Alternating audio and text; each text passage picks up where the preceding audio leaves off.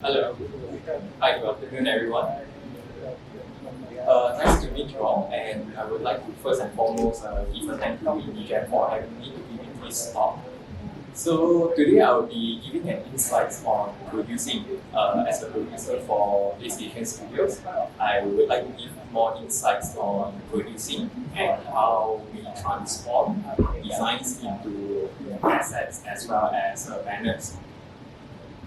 So before we start, initially I would thought that we will need a QR code, but I will have a Q&A session right after this. So just feel free to raise up your hands and I will answer your questions. So to give everyone a very quick feedback on my background, I'm actually a digital system security and software engineer. So you might be thinking, wow, such a huge change in my role. So I actually took my time in exploring all the fields. I worked on front end, I worked on back end, I even dabbled on full stacks. I went into data analysis, business analysis, QA testing, even worked on IT, and finally being a Scrum Master. So with all these experience, where am I now? I moved on from the technical side of coding and started on creative producing. And to be honest, it's such a surprise for me because I actually enjoy what I'm working on right now. And I really found my passion in bridging creativity with structure. So, with this said, great games design isn't just about creativity, it's about structure. Even the best idea without a proper structure falls apart, as no one knows the timeline and the goals. And production, or in this sense, a producer is like a glue that kind of holds everyone together and streamline the process.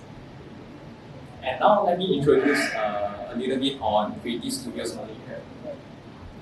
So,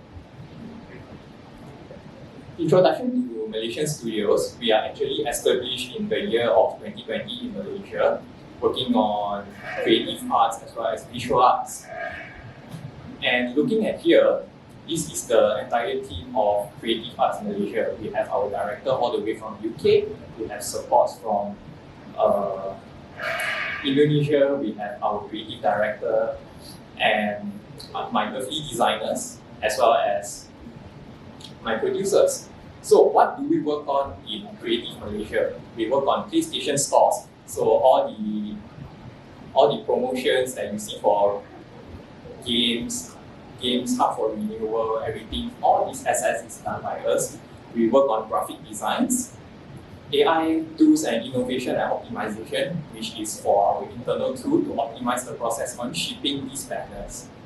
We work on animation, provide game UI, UX, feedback, as well as video and animations.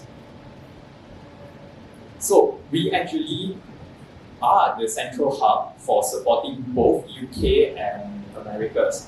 So if you look at the regional time windows, we are actually in a very sweet spot in supporting Americas from the timeline of 2 to 6 p.m. as well as 6 to 10 a.m. As for UK, it's within the timeline of 8 to 12 and 4 to 8.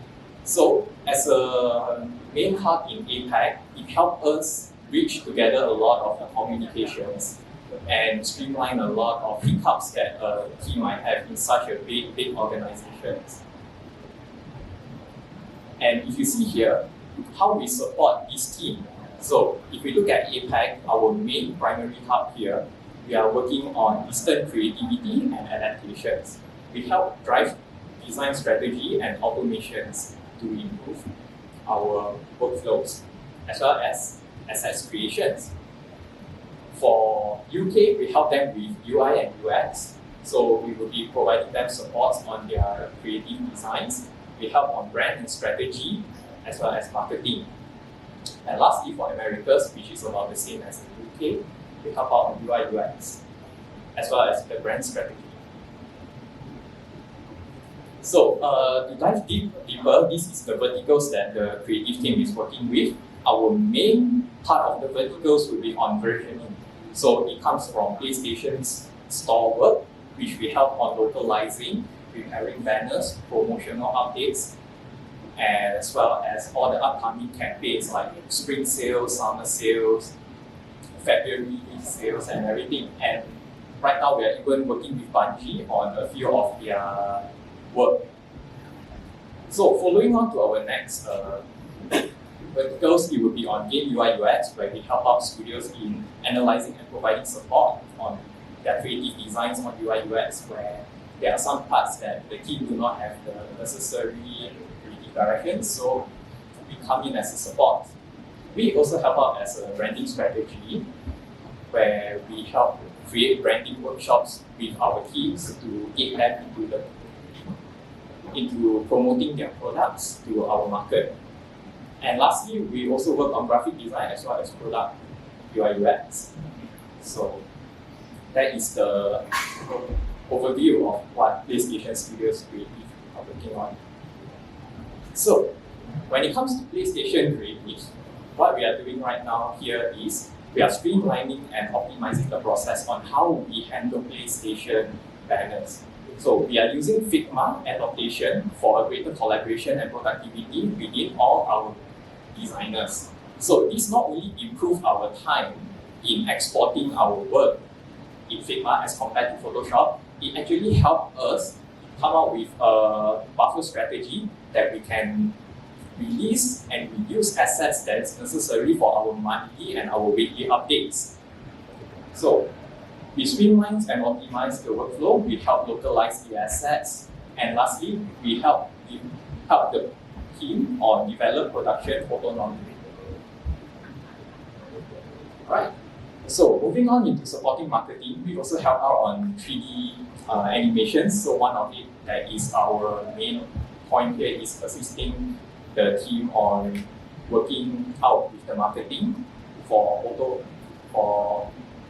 Astrobot. Sorry. This is proving a bit of a challenge when we are trying to sell the market into Asia, as we have to first align the cultures, as different countries have different cultures. So each of our marketing approach, we have to highlight the culture that the country is celebrating, ensuring that everything is in quality, the renders, the shadows, and everything, and also, to not tarnish the image in some sense, and redefining the scopes as well as the operations. We also do cultural consultation between Eastern and Western adaptation, as there are actually some differences in cultural aspect between the East and the West, as we can see from the examples here. For the Western market, they are more focused on individualism. So when it comes to doing posters, we try to make sure that everything is clean, to make sure that only one particular individual stands out. While for the Eastern market, we tend to be inclusive and collective. So when it comes out with the designs, it has to be all the characters are inside to promote the particular games, as well as color play an important role, as different culture have different meanings for their colors. Like for Western, yellow means purity. For Western, for love and danger becomes red, as well as for China, it means that it's lucky. Yeah. So in this sense, we have to be extra sensitive and also be inclusive for everyone. Also, as a team in PlayStation Malaysia, we help out on training the next generations of students and industry professionals by number one, giving talks, number two, providing workshops. So here are some of the examples where we work with MTech for the Level Up KL, we work with FuseCon, as well as some of our Figma workshops and helping One Academy students with their final year projects. So that would be the highlight of what we do in Creative Studios Malaysia. And now let's move on into production. So here are some important things to remember and to understand about production. Contrary to popular belief, We do not just see in meetings and just walk people around like you always see on TikTok and Insta Reels, like the condescending videos and everything. We actually help out with a lot of the logistic parts of the work in making sure that our assets are delivered. Creative work needs structure, as I mentioned. Without it, ideas stays idea. A producer helps artists to focus on creating while keeping the project moving. And lastly, I also help in producing, in keeping the team accountable for timeline, deadline, budget, as well as the deliverables. So you can think of production as a way that we are like an art shop where we provide the artists with all the necessary tools needed for them to create their products. Looking at the way on production, in a very, very perfect world, we would want the work to be Studio One started at inception of a game idea. Then we will work on into brainstorming, we will work into concepting, producing the final scope, work on the UI UX, internal testing, localizing and translations, the go-to-market planning, public beta testing, game launch, and finally follow-up for marketing campaigns. But unfortunately, in the real world, things are not that perfect. There will be time where the team will be incepted on the very beginning of the game ideas, so we have to help out with coming up with the structures, coming up with the blueprints and the groundwork. Where some other studios where we will be just helping on the concepting in development, developing the games. And sometimes the team just need us to do localizations and translation works only. So, in a nutshell, as a producer, everything is not going to be linear. As a shared service in Malaysia, we are called in different stages of game development. So, it's very important for us to balance out. And there is also the need for us to learn fast as a team. As a shared service, we need to pick up and understand the stages where the game devs are at and how, as a resources, we can provide them value.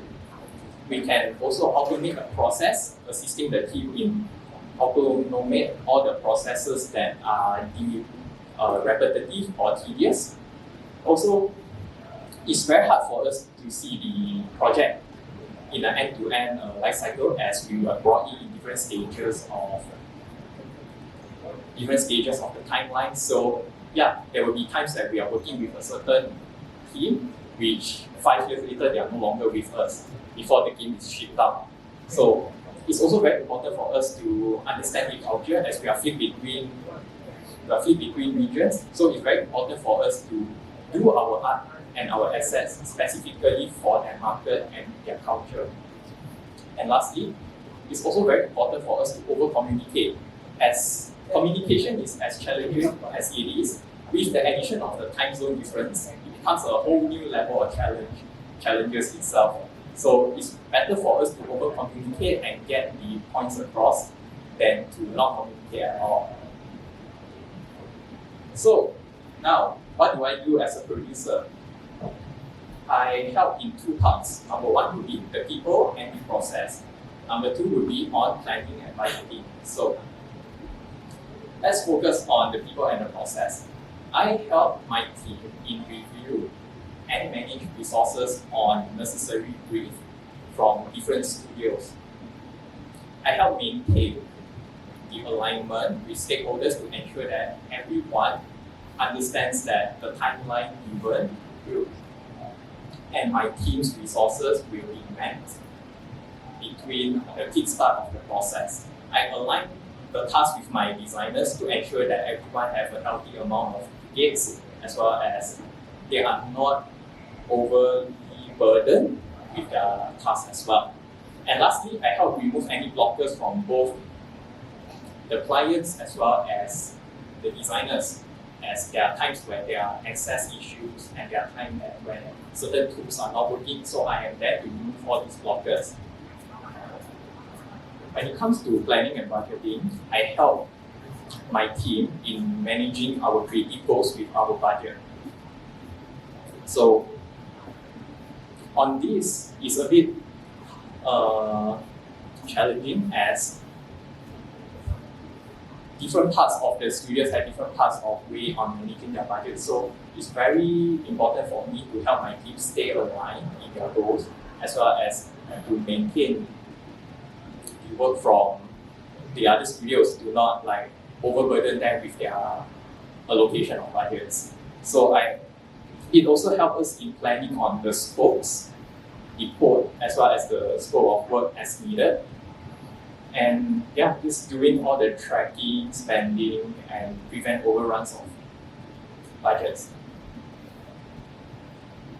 So this is what I do, and I'll move on to why is it important that we are doing such work for a creative team.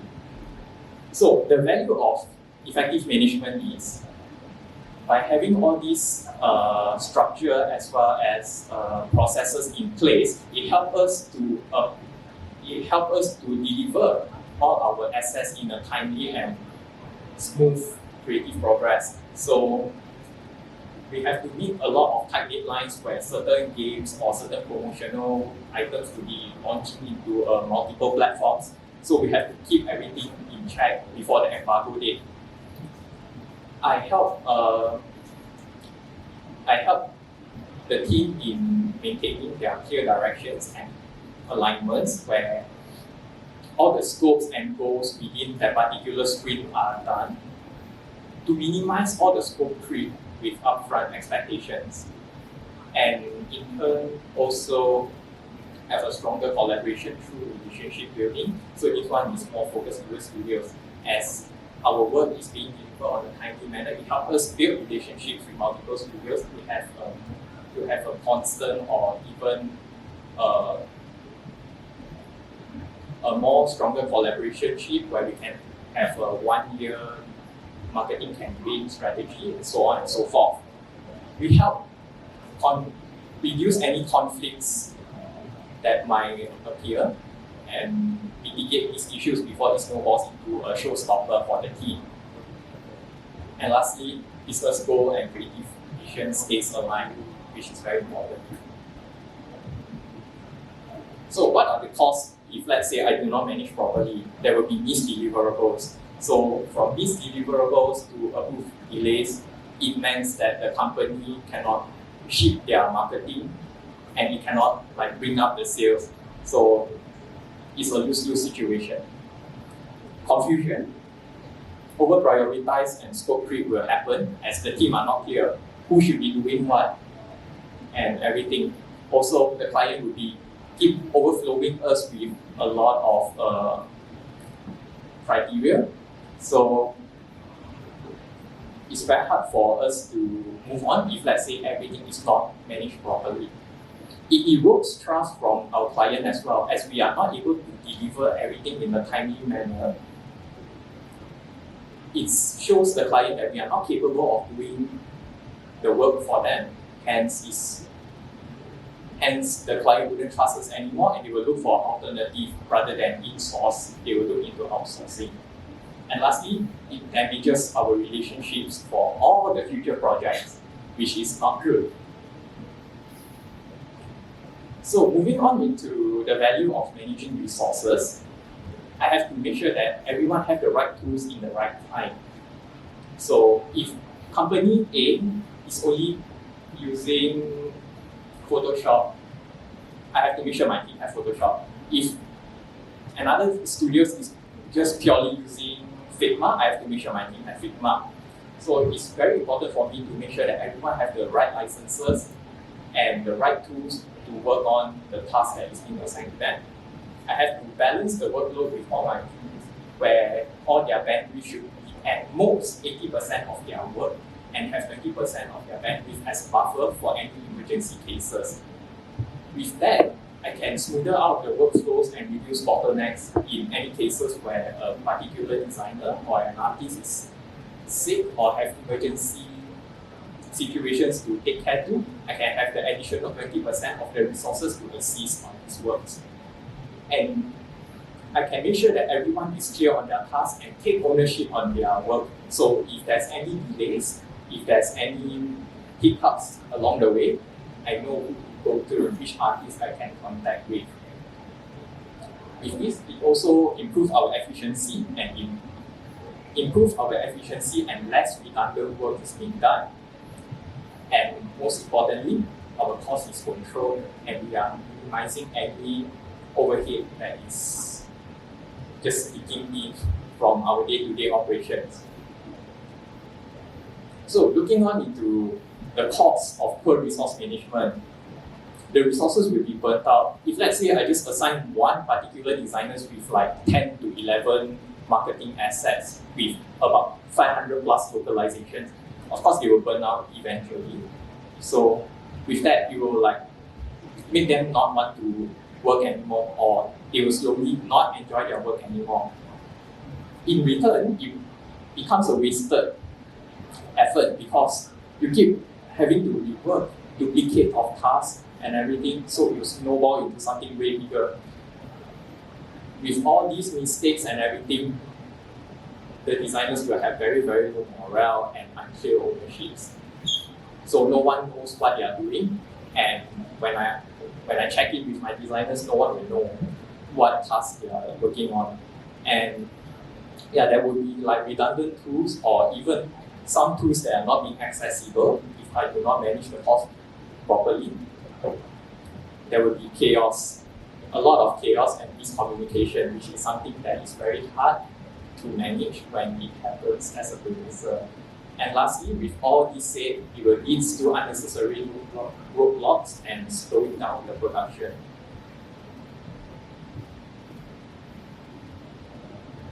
So, moving on into the value of managing budgets. So why as a producer I have to manage budget, and why accounting teams are not working on it? It's not to say that accounting teams are not working on it, it's just that we have more information of our team spending so that we can report it to our finances or our accounting teams. So this helps us prevent overspending by tracking our expenses, all the tools, all the access, Monday, Jira, Photoshop, Figma, all these are perceived licenses which we have to be very careful as it will become huge charges later on if we do not take care. Like imagine we buy 10 seats of Figma seats, but only 5 is being used, the other 5 is underutilized, but at the same time we are paying for it.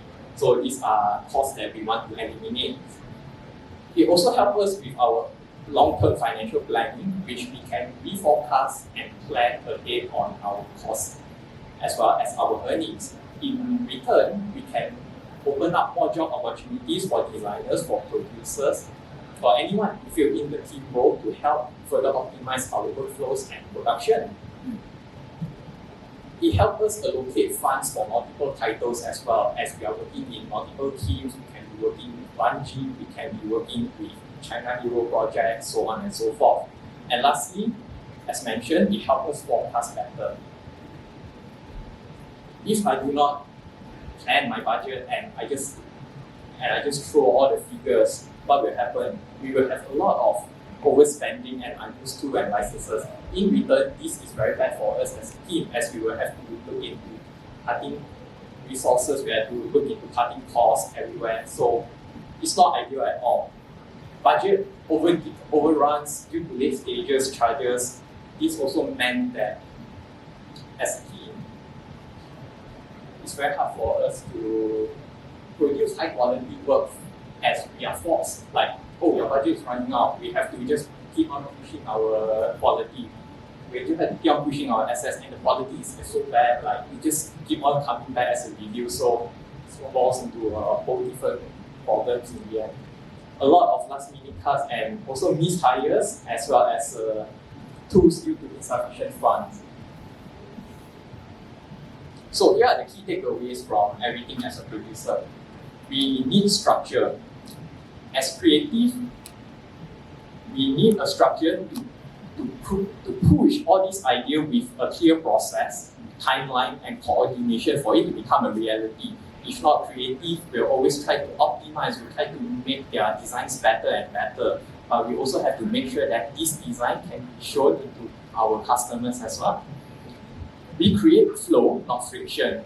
We do not just track tasks, like, hey, have you done this, have you done that? We help enable clarity. If there's anything that my artists are not clear with, I'm always there to tell them like what they should be focusing on. I have to unblock the team's frustrations.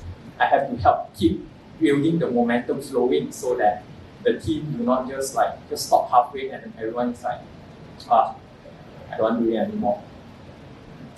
Production isn't just admin, it's impact. We have to make sure that stakeholders are always aligned with the work that we are working on. Resources always stays optimized and budget always stays sustainable. As much as it sounds, it's really the impact. If we do not manage this properly, it hurts us in the long run. And prevention always beats correction. This is something very important, as good planning always avoids reworks, it avoids burnout, it avoids all the misalignments between brief tasks, as well as wasted effort spent, as well as our budget spending. Lastly, it's also all about our culture, clarity, and communication. These minor detail matters, especially in the global teams, and entrepreneurial skills actually drive more success than any tools alone. If you can't communicate properly with the clients, no matter how many tools you have, write tickets, Jira, Monday, it will never work. Comments will stay comments, progress will not work because we cannot communicate effectively on what is needed. So with that said, here are some challenges that I face as a producer in my day-to-day role. So as you can see, process dependencies is one of my greatest enemies. As much as I can try to improve my team's efficiency, there are dependencies on other studios where certain tasks needs partners' approval, which then the partners will come back to us like, hey, we would want to change our art design. So this is something that we really try to work with our studio partners to make sure that everything is aligned. And if there's any dependency, we try to eliminate these dependencies so that everyone can have their work done in a timely manner, and it becomes a win-win situation for both our team as well as the studios we are working with. Changes, this is something very popular in everywhere I work. So yeah, it's in a time crunch situation, last minute changes occurs, and we will always have to compromise. And how do I compromise? I will set expectations for the decision makers to tell them that, hey, sure, we can do these last minute changes, but you wouldn't be getting it for, let's say, Japan localization. You wouldn't be getting it for the other regions localization. I can only provide you English. And if you need the others, let us move back to our previous agreement. If not, I will just provide you my English revision, and that's it. Scope creep. This happens when you do not have a strong stand on where the team should be, and as well as the clarity of the brief, as I mentioned. If clients keep coming in and you do not give them the clarity like this is what we should do, scope creep happen. They will keep adding minor tasks, and then in the end just become one entirely huge feature that we have to worry about. Budget overuse. So budget overuse happen when all these previous stuff happen, which is last minute changes, everything. So we will try to put in more and more resources. In the end, we will have an overhead cost, and all these costs will then have to be looked into. Should we charge to the client or should we cover the cost? So yeah, one of another challenges that I have with my team is immediate feedback. As we are working on different regions and different time, although we try our very best to look into feedbacks, sometimes some partners, they are working later during the day, which is our off office time. So it's very hard for us to get the feedback immediately, especially if we are working on a time in a very short period of time to deliver this task. And lastly, forecasting and title planning. With the constant shift of priority and everything, it's very hard for us to just move on with our headcounts and everything. Yeah. So my final slides here would be, if you are very interested on becoming a producer, here's what you need: empathy. Why empathy is such an important tool as a producer? Because we need to have emotional sensitivity. We need to gauge how well are our team working with. Like, is my team burning out? Because if you go and ask them directly, they'll say, oh no, everything is fine, but deep down they are not fine. Even I'm not fine. So I have to weave my way through them and get them to understand hey, I'm here to help you. It's okay to be vulnerable with me. So tell me your problem so I can smooth out the process. Communication. Everyone say relationship needs communication, as communication is key. So does a teamwork. So I constantly take time to talk with everyone in my team to ensure that everyone have the proper tools that they need or whatever they want. Comprehension. As we are working with multiple regions and multiple titles, it's very important for us to comprehend, to quickly grasp which stage of the project we are in, so that I can faster set up the get-go and kick off the project as soon as possible, because time is essential for different stages of the products. Detail-oriented. We have to catch all the small little things that has been provided to us. For example, let's say a key art has been sent to us in a low fidelity. It's something that we have to see and understand. Also, let's say we are doing our balance sheet and everything, even 1 cent means a lot in the long run of a project, as 1 cent in the long run can become like 100 plus USD, maybe $100 plus, sorry, my bad. So yeah, we have to catch all these small little problems before they snowball. Able to find connection between situations. So this is pretty much the same as detail-orientedness. We have to make sure that we understand that marketing needs this up at when and where. And lastly, we need to be able to do the teamwork. What do I mean by the teamwork? So not only I have to manage TRs, manage tools and everything, I also have to manage my team's meetings as well. I have to talk to my team and tell them, hey, are you free for a meeting? Because we are working with different regions, it's very, very hard for us to get a proper time to have a meet with everyone to communicate. And it's very unglamorous tasks like replying emails, replying messages, and getting across all this. It's not everyone would enjoy doing, but it's something that we need to do to strengthen our clarity. Yeah. So with that said, that is all for my slides. And I'm not too sure do we have time for Q&A. We do. All right. I will spend some time to do some Q&A with the team. So feel free to raise up your hand if you have any questions.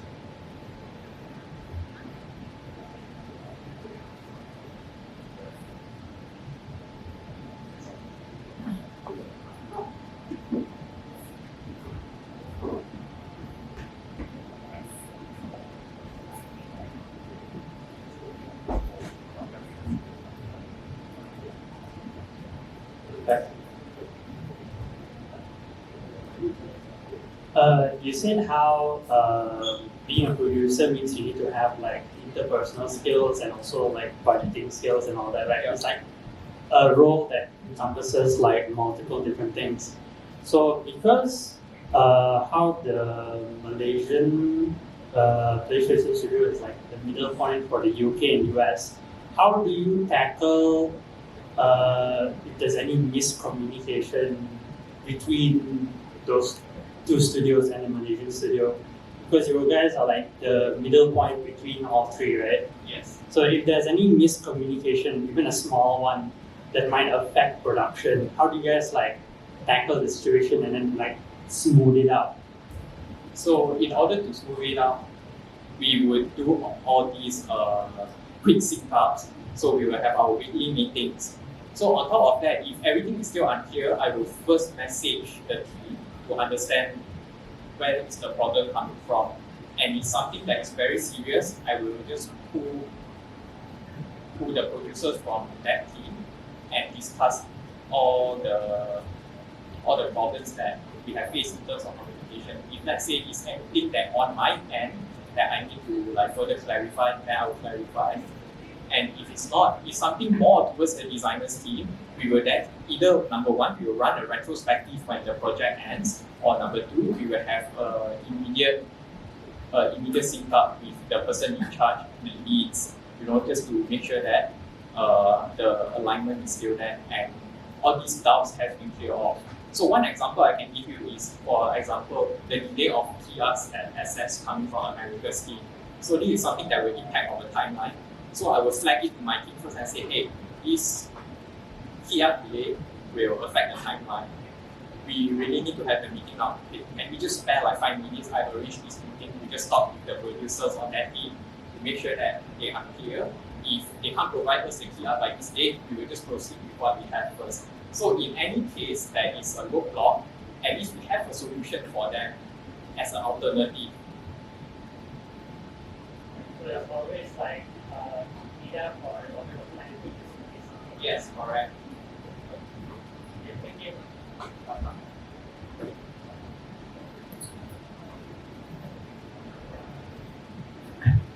Hi, sorry, just a little plug.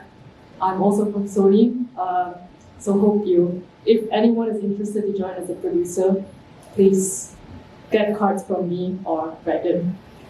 Thanks. Don't worry, I don't buy.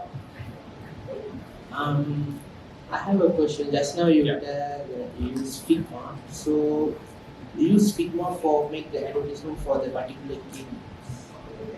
Yes, so we call that banners. So it could be game hub banners, so we can work it for like PlayStation, Xbox, Steam. So everything you see on like Steam and everything, those promotional things that is going through the carousel, those are called banners that we are working on. So depend on what is being released by the team. For example, for Destiny 2, it will be the launch for the year 2024 Christmas sale. So we'll work on that. We'll publish it before the embargo date. Yeah, I think that's Yeah.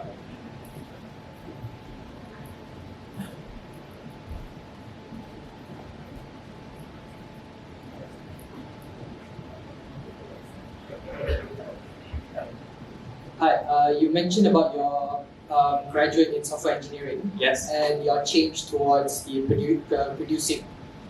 Did you pick up your skills on the way to the job, or did you have to do it on the spot in the job? Actually, Both the finance and the investment. Actually, everything I just learn as I go by, to be honest, to be very, very honest. Because as you get bored of one thing, so for me it's coding. I got bored of coding. I start to explore into management. I talk to my team that, hey, is it possible for me to lead? Is it possible for me to do Excel, so on and so forth. So with my way of thinking is that as long as you are willing to try, there's nothing that you can't do. To be honest, I don't know Excel at all from the very beginning. Every time when people talk about Excel, VLOOKUP, all this, I'm like, what is that? But right now, I actually find it fun, ironically. So as long as you are willing to learn and have the mindset to learn, no matter what you want to do, you can do it. Okay, thank you. Hi Brandon, thank you so much for the presentation. I am not from the gaming industry, here just for the learning vibes. I've always loved PlayStation stuff because you guys are big on accessibility. With the access control coming to Malaysia and more emphasis on like getting access to like disabled players and all, I'm curious, have there been any changes in your role or like stuff that you're focusing as the creative producer, seeing that you also oversee UI UX stuff and all? Thanks. For accessibility part, we have actually taken more consideration into it as we want to make sure that everyone is inclusive. So right now, with all the games that I'm publishing, accessibility comes as a standard for all players around. And for us as a UI UX, we always have to make sure that we take account on making sure that games are accessible, that everyone can get to enjoy the story modes, like difficulties, differences. We look into color blindness, all the different types of games. We even have like text to speech, so on and so forth.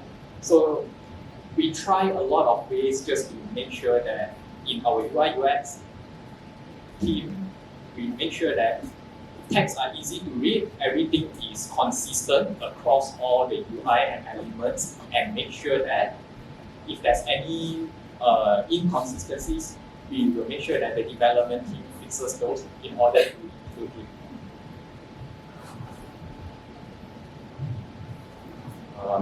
Thanks very much for your talk. It was very enlightening to know about the producer role in the context of video games. So the question I have is, just curious and just want to ask from the perspective of the small indie teams, right? So we're talking about like your 2, 3-person teams, your 6-person teams, that sort of thing, right? So undoubtedly, end of the day, it's still a project, right? And it's still project management, it's still like production stuff involved. There's definitely still going to be benefits of managing those things that you mentioned, and there's also consequences for not managing those things properly. Same thing, right? Yeah. I would think naturally at the start it'd be born by, say, the founder or like the leads, the founder, right, of that small team. So the question finally is, at what size or what scale, at what point would you think that a dedicated person be designated as a producer? So that's just something I'm curious about. Alright, so when we talk about a dedicated producer for a dedicated role, it all depends on the verticals that I talked about. As we expand and grow our verticals, it's very hard for one producer to manage a lot of the verticals. So as we identify these verticals to start to grow further than our initial plan, this is where we will start to look into our title planning and forecast to see do we have additional headcounts to take in more people. If we are talking about like startup teams, as startup teams, we will be working on a smaller project, so it's easier for us to manage like which part of the stuff should producer handle and which part should the developer handle. In a larger scale company, we will have to see which vertical should a producer look into, and if needed and grow, should we need more producers to work on different verticals, or should we like balance out the task between producers as well as the artists or the developers?